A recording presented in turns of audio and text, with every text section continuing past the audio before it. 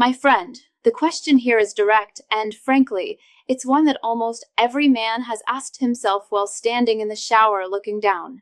Do you shave the hair on your sack? In fact, you have probably wondered if it is hygienic, if it's aesthetically correct, or if it's just what you are supposed to do in the modern world. We are constantly bombarded with images and media where everyone looks perfectly smooth, like a marble statue. You might think that being hairless down there makes you cleaner, or maybe you think it makes things look bigger. There is a lot of pressure to take a razor to your junk, but I am going to save you a lot of trouble and potential pain right now. You have probably asked yourself if it is right to depilate completely. I am going to tell you up front. The answer is no. So, I need you to stay with me until the end of this video, because I am going to explain exactly why that habit you might have, or are thinking about starting, is actually a disservice to your body. We need to talk about why, despite aesthetic trends, those pubic hairs are there for a reason. They aren't a mistake of evolution. Even though, for aesthetic reasons, pubic hair is often looked down upon or considered messy, you have to understand that it has a very specific function. But before we get into the biology of it, let's just acknowledge the reality.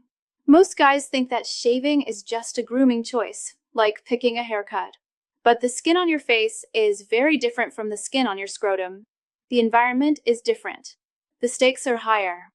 Let's start with the basics that nobody talks about. Your pubic hair, let's just call it what it is, serves a very important protective role. Think of your body as a complex machine where every part was designed with a purpose. The hair down there creates a microenvironment. Now, that might sound gross to you, a microenvironment, but it's actually essential. This hair helps regulate moisture and temperature, creating a specific habitat for beneficial microorganisms. These are the good guys, the bacteria that naturally live on your skin and help fight off the bad bacteria. By completely stripping away the hair, you are disrupting this balance. You are destroying the ecosystem that keeps that sensitive skin healthy. Think about other parts of your body that have specific hair. Think about your eyelashes or the hair inside your nose. You wouldn't go and pluck out every single nose hair, would you? You know that if you did that, you would be inhaling dust, allergens, and debris directly into your lungs. Those hairs are filters. They are physical barriers. Your pubic hair works in a similar way. It functions as a barrier against friction. We don't often think about how much movement happens in that area, but your groin is a high-friction zone. You have skin rubbing against skin, legs rubbing against the sack, and underwear rubbing against everything. The hair acts as a dry lubricant. It provides a buffer zone. When you remove that buffer completely, you are left with skin-on-skin contact. In a warm, moist environment like the groin, this leads to maceration, irritation, and chafing.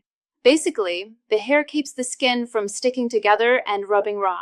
Without it, you are removing the localized protection that reduces the direct exposure of your intimate skin to germs and physical trauma. Now, this doesn't mean you have to look like you're carrying a jungle around in your pants. I want to be clear about that. You do not need to let the bush grow wild forever. You can manage it. You can be hygienic. The problem I am highlighting today is specifically the act of shaving with a razor blade. That is the villain in the story. Let's talk about what happens when you take a blade to your scrotum. Even if you are careful, and even if you use shaving cream, the mechanical action of a blade scraping across the skin causes damage. Blades cause microcuts. You might not see blood. You might finish shaving and think, wow, I did a great job, no cuts today. But under a microscope, the story is very different. You have created thousands of tiny fissures in the epidermis. The skin is your body's first line of defense against the outside world. It is the castle wall. The top layer of your skin is called the stratum corneum. When you shave closely, you are often stripping away this protective layer along with the hair. You are essentially taking the roof off the house. These micro-wounds become a wide-open door. They are a welcome mat for viruses and bacteria. You are compromising the integrity of the skin barrier. This is why so many men who shave suffer from irritation, redness, and that unbearable itch when the hair starts to grow back. We need to talk about that itch for a second. When you shave a hair, you are cutting it at an angle, creating a sharp point. As that hair pushes back up through the surface, that sharp point pokes and irritates the surrounding skin and the skin opposite to it. That's why a day or two after shaving, You might feel like you have sandpaper in your pants.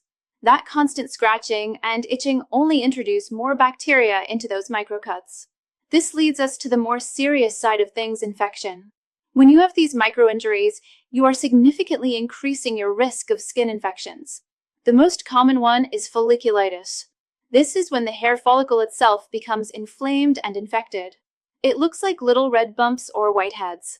It's unsightly, it's painful, and it's a direct result of the bacteria finding an easy way in. But it can get worse than just a few red bumps. We see cases of abscesses caused by Staphylococcus bacteria. Staph lives on our skin harmlessly most of the time. But once you give it a pathway into the deeper tissue via a razor cut, it can turn into a painful, pus-filled boil that requires medical attention.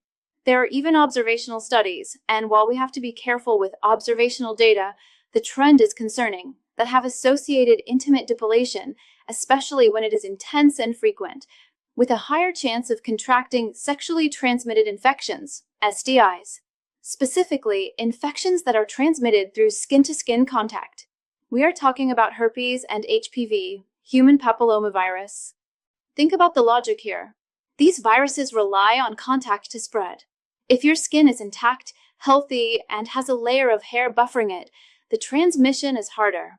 But if your skin is raw, irritated, and covered in thousands of microscopic open wounds from a fresh shave, you have essentially removed the castle walls.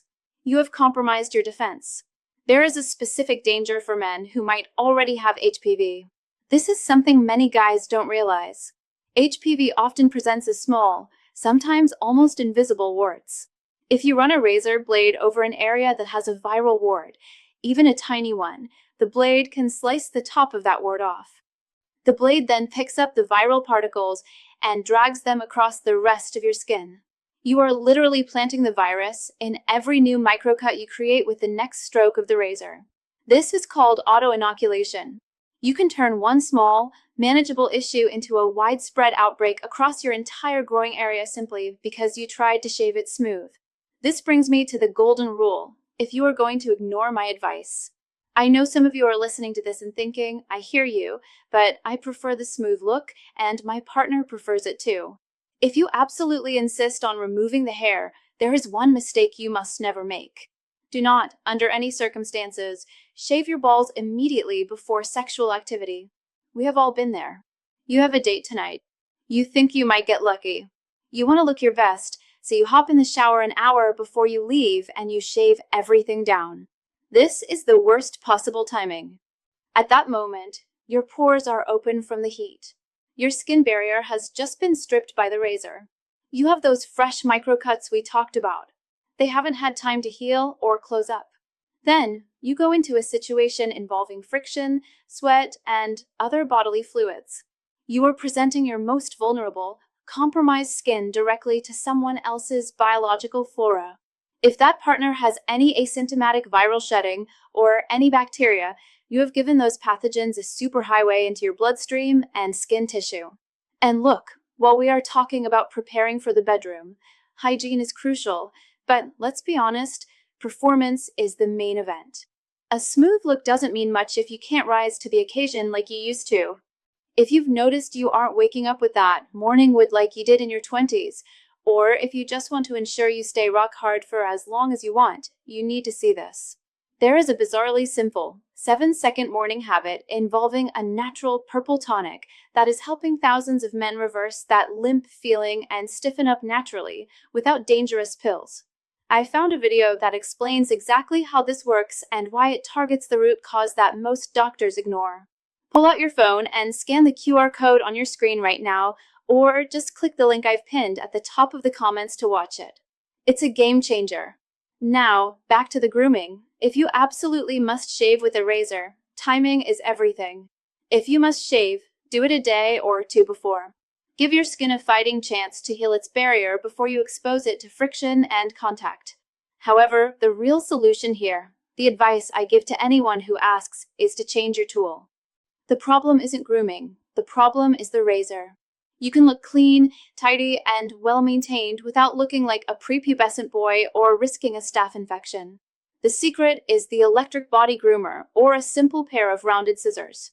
You want to trim, not shave. By using an electric trimmer with a guard, even a short guard, like a number 1 or 0.5, you are cutting the hair short, but the metal blade never actually touches the skin. The plastic guard keeps the blade hovering just above the surface. This achieves 90% of the aesthetic goal. You reduce the volume. It looks tidy. It makes things look bigger because the visual clutter is gone. You get the hygiene benefits of less sweat trapping, but crucially, you leave the base of the hair shaft intact. You leave that microlayer of protection. You don't strip the stratum corneum. You don't create microcuts. And because you aren't cutting the hair below the skin line, you almost completely eliminate the risk of ingrown hairs and that terrible regrowth itch. Using scissors or a trimmer is the middle ground. It respects the biological function of the hair, maintaining that friction buffer and air circulation, while adhering to modern standards of grooming. It's safer, it's healthier, and honestly, it's much faster and less stressful than navigating a razor blade around loose, wrinkled skin. So, to summarize everything we've discussed, your pubic hair is there for protection. It's a biological shield against friction and bacteria. When you shave it down to the skin with a razor, you are removing that protection and replacing it with open wounds and vulnerability. If you want to look good, put down the razor. Pick up a trimmer. Your skin will thank you, and you will avoid turning a night of fun into a trip to the dermatologist. I want to hear from you in the comments. This is usually a heated debate among men. Are you team natural, team trimmed, or are you still addicted to the razor? Let me know down below. Take care of yourselves, and I'll see you in the next video.